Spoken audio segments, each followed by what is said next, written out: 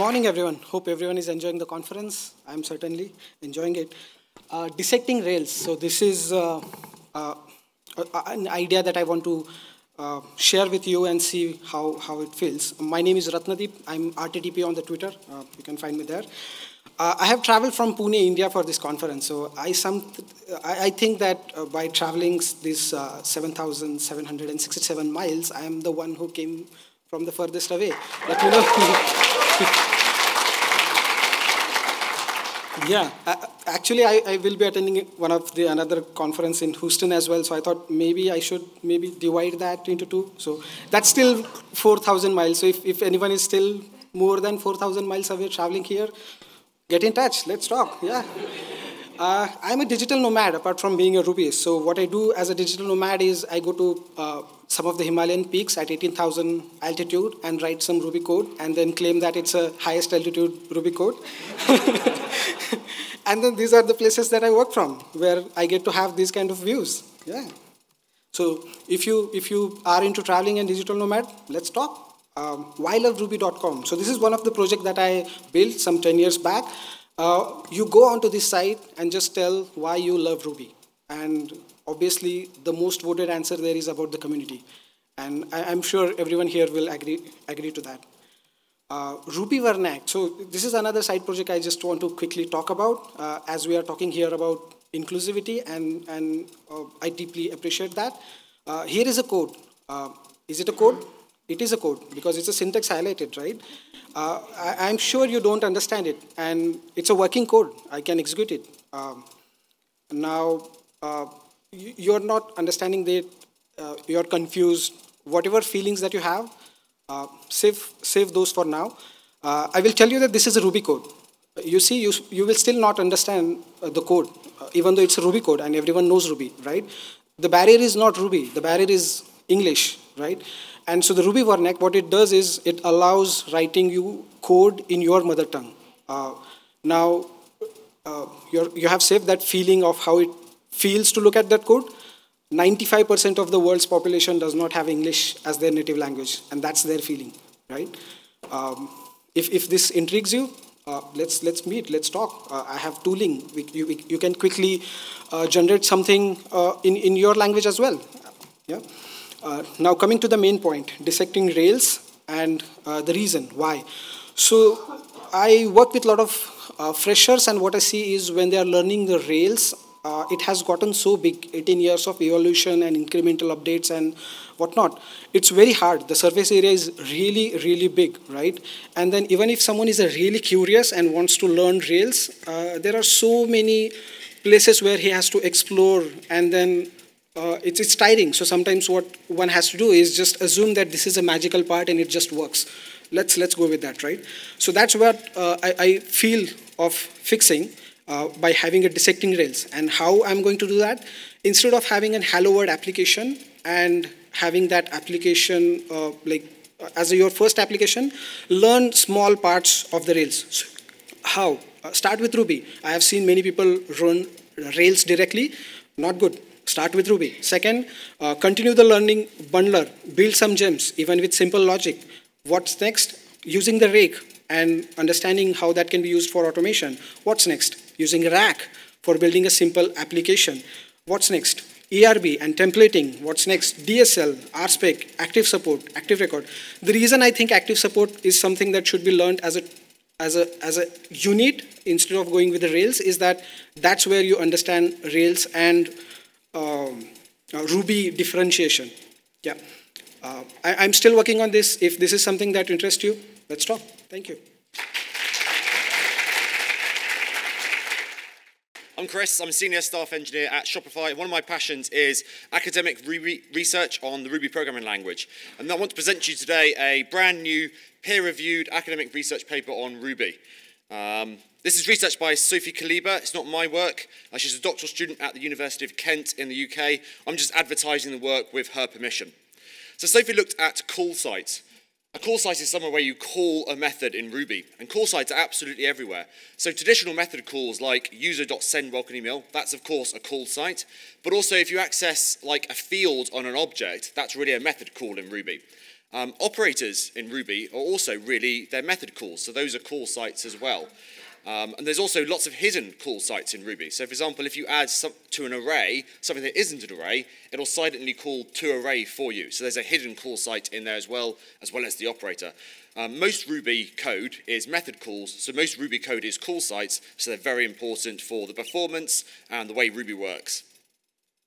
Call sites can be one of several different types. A call site can be monomorphic, which means there's only ever one method that's actually called from the call site. Or they can be polymorphic, meaning that a small number of methods is used. So for example, monomorphic would be if you add together just two integers, and polymorphic would be sometimes it's integers and sometimes it's floats.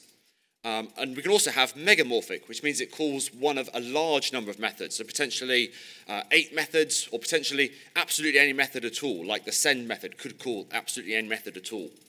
Monomorphic is the best because monomorphic call sites are like simple C calls. It's simply a machine instruction to say, go and run this code. And it means other optimizations like inlining, like type flow, all kinds of analysis work really well. So ideally, we'd like to have monomorphic calls absolutely everywhere.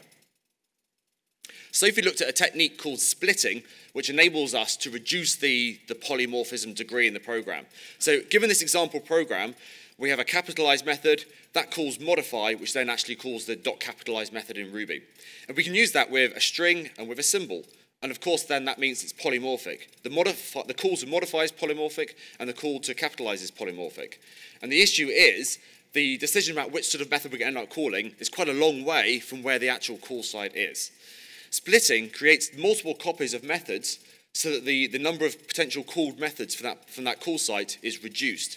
So we can generate 2 copies of capitalize, one that works for string and one that works for symbol. And then within those, we can generate 2 copies of modify, one that works for string, one that works for symbol. And that makes the capitalize call just either call the symbol one or the string one. And that's called splitting. We have to do this fairly deep to make it work well. And this is the impact of splitting. We have multiple copies of the methods. What Sophie found was that the impact of this in practice was it completely monomorphized applications, reduced them to just one method per call site.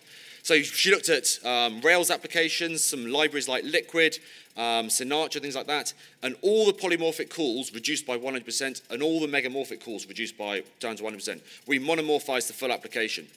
People say one of the reasons Ruby is slow is because of any call site could call any method.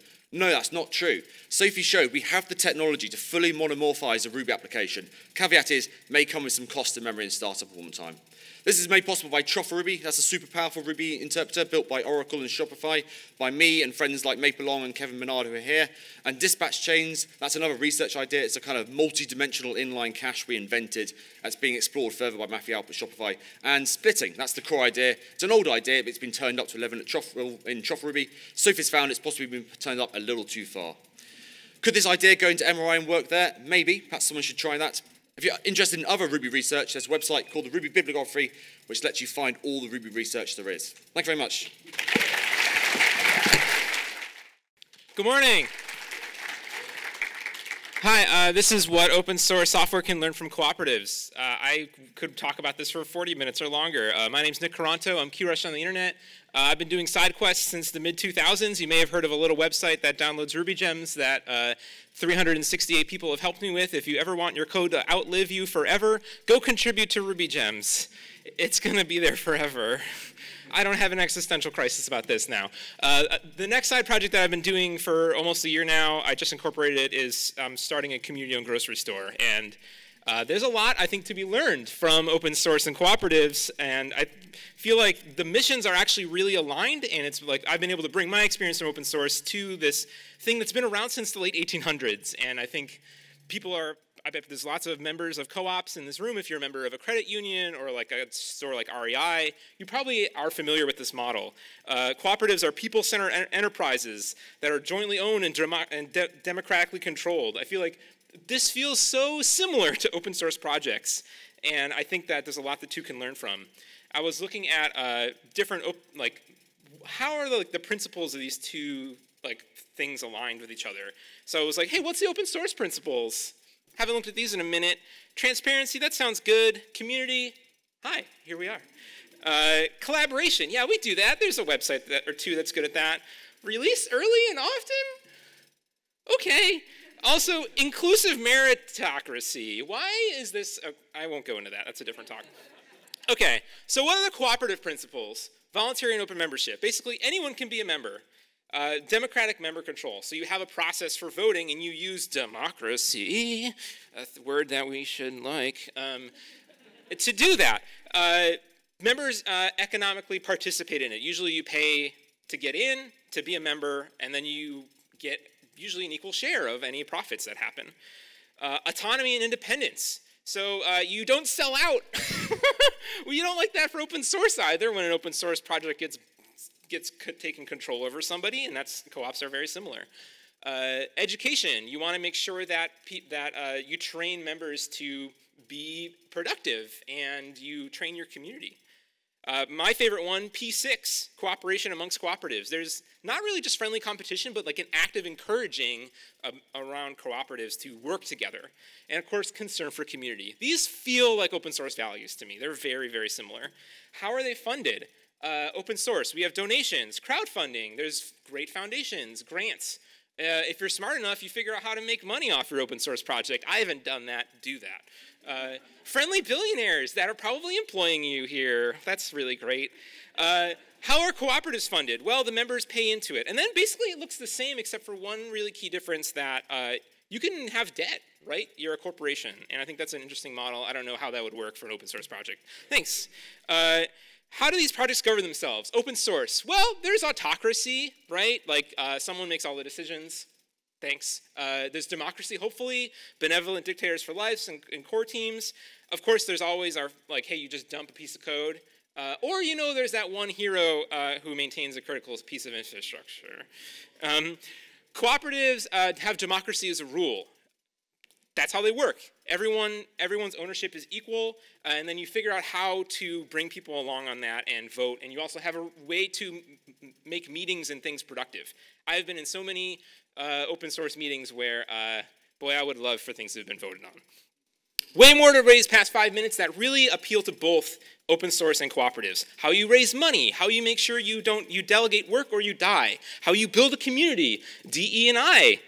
Very extremely important for both. And then what happens if you want to move on from that project or that co-op? So there's a ton here. I would love to talk more.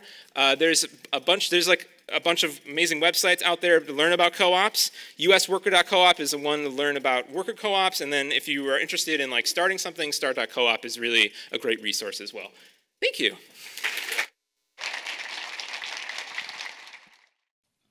Ready? Almost. Okay. Keith was born ready. I may need your help. If you can sing the coding with Ruby lines, that would be helpful so I don't have to, because otherwise I'll be shifting down, up and down. But it's okay if you don't. I'll work it out. Here we go. So this is not a lightning talk. It's a lightning song.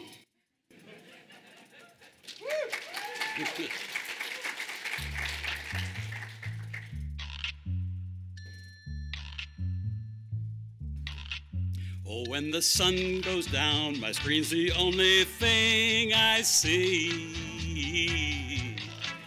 This troubled world recedes, leaving just my code and me. Just me and Ruby, keyboard and screen, oh yeah. Problem solving and building make me serene. Coding with Ruby. Ruby's lean, clean, and mean. Coding with Ruby. Best language I've ever seen. Coding with Ruby. The language I love. Coding with Ruby. It's like it came from above. Coding with Ruby. Ruby. When OO's not enough, and I need me some FP. I pull some lambdas out and solve the problem 1, 2, 3. Just me and Ruby, keyboard and screen, oh yeah. Problem solving and building make me serene. Coding with Ruby. Ruby's lean, clean, and mean. Coding with Ruby. Best language I've ever seen. Coding with Ruby. The language I Coding love with Ruby. seems like it came from above. Coding with Ruby, Ruby. Dance time.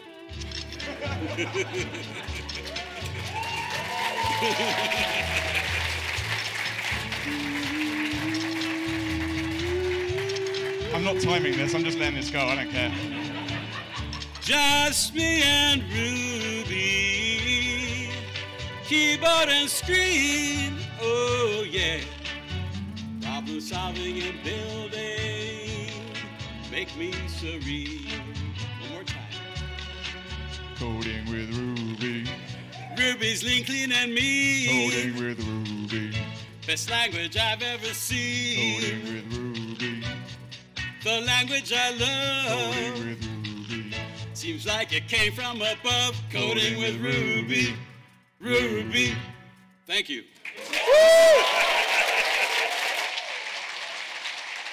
And it was under 4 minutes. So, I'm Jiahua. I'm a junior at Brown. I'm here volunteering, and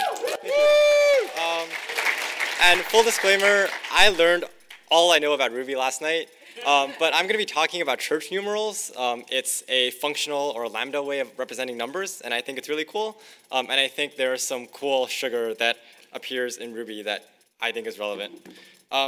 So the big idea behind church numerals is that a lambda that represents the number n will take in a function f and apply that function f n times.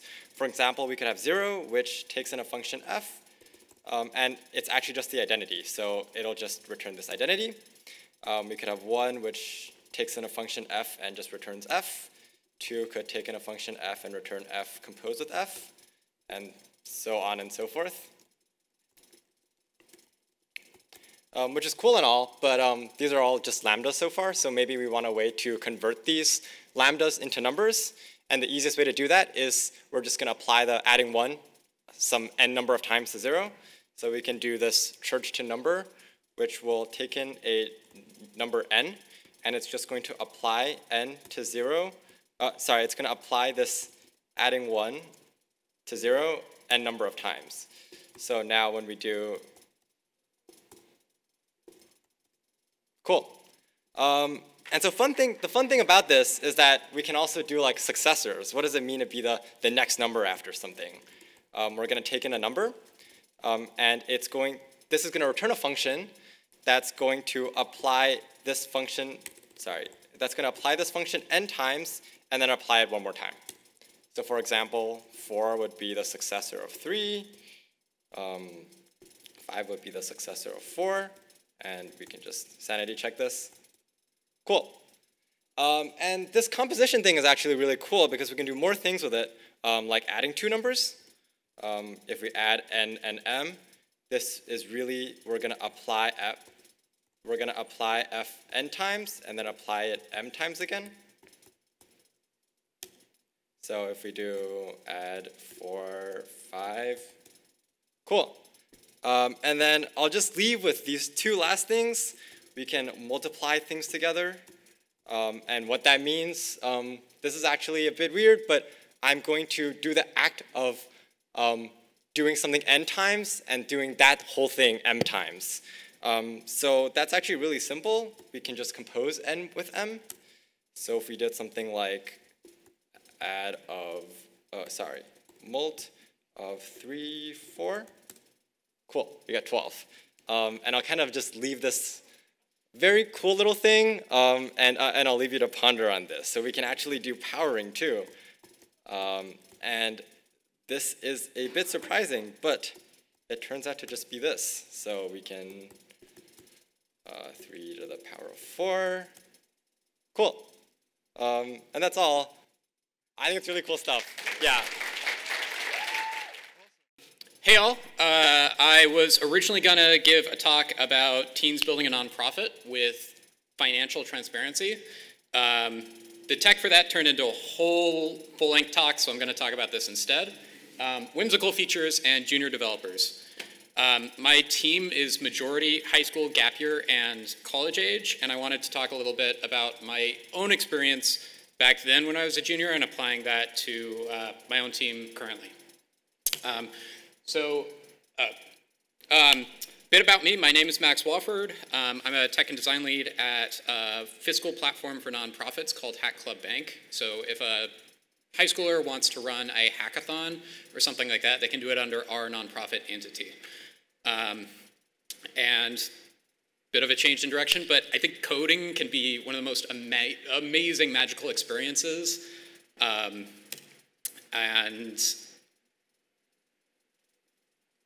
there we go. I got started back when I myself was in high school. I built my own personal website.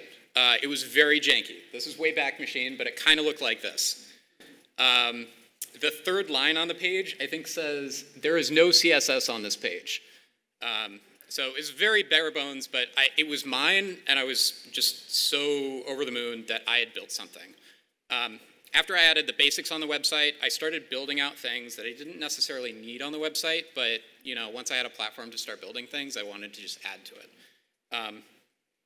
I think this will work. I was having internet issues earlier. This is what, my website hasn't improved that much, but I still have this original feature from that time. It's a little too small to see, but if we zoom in here, you'll see,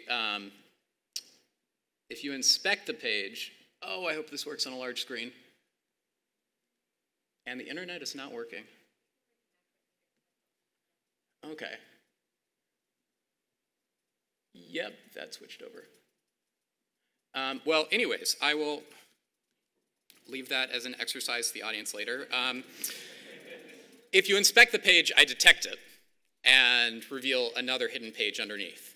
The code is open source. It's a whole process. Every browser is different. There's a lot involved in that. And I won't get into technology, though I really want to talk about how that works. But this is just one of 3 Easter eggs on my website. I will leave the other 2 as an exercise to the audience. But if you leave your name in my guest book, I would love to chat with you. Anyways, at the time, I was just so excited to talk about this with friends. And even though I think I only got like a handful of views every month, I was just very happy that I had created something, and all of a sudden, like, the web, which was something I could use before, now I could like create stuff on. The next big step for me was submitting my first, air quotes here, real PR. This is to Slacken, a public Slack sign-up form that I think is now defunct, but at the time, like, oh my gosh, I was using this. It had 6.5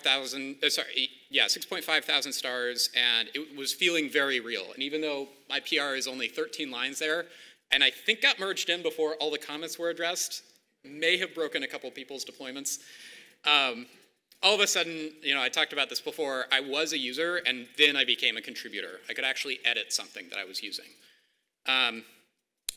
Anyways, fast forward a little bit. I'm working on Hack Club Bank, and I want to make sure to provide a similar experience on onboarding for first-time pull requesters, first-time contributors, things like that. I found the answer in. Has anyone played this game before? Okay, couple. Yeah, it sounds like either you've played it or you have kids that have played it. This is a great game. But even if you haven't played the game, you just have to have booted it up. And there's this interesting little feature up here called the flavor text or splash text. Every time you load the game in, there are a couple of just interesting one-liners that the developers have added into the game. And they're just, I don't know, fun little zingers that I imagine were kind of just added as an afterthought, but it seems like a really simple thing to add that in. Like a nice little magical thing that you can add in a couple of lines. So now, Bank itself has flavor text. And this is actually very functional. It's important. Because every time you reload that page, you get new flavor text. I'm going to try to be humble, but I'm very proud of that line. Thank you very much. You can laugh.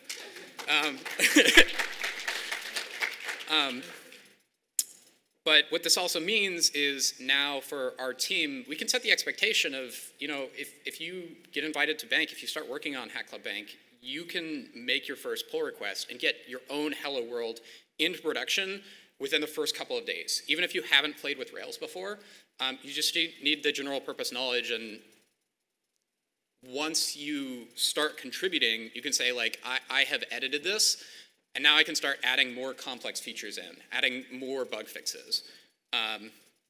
And subsequently, we have a lot of our contributors adding actual bug fixes and features. Not these are cool, but like actual big contributions within the first couple of weeks. So I will just quickly skim through a couple of these that I'm very proud of. Some are jokes, some are slogans, some come from Futurama.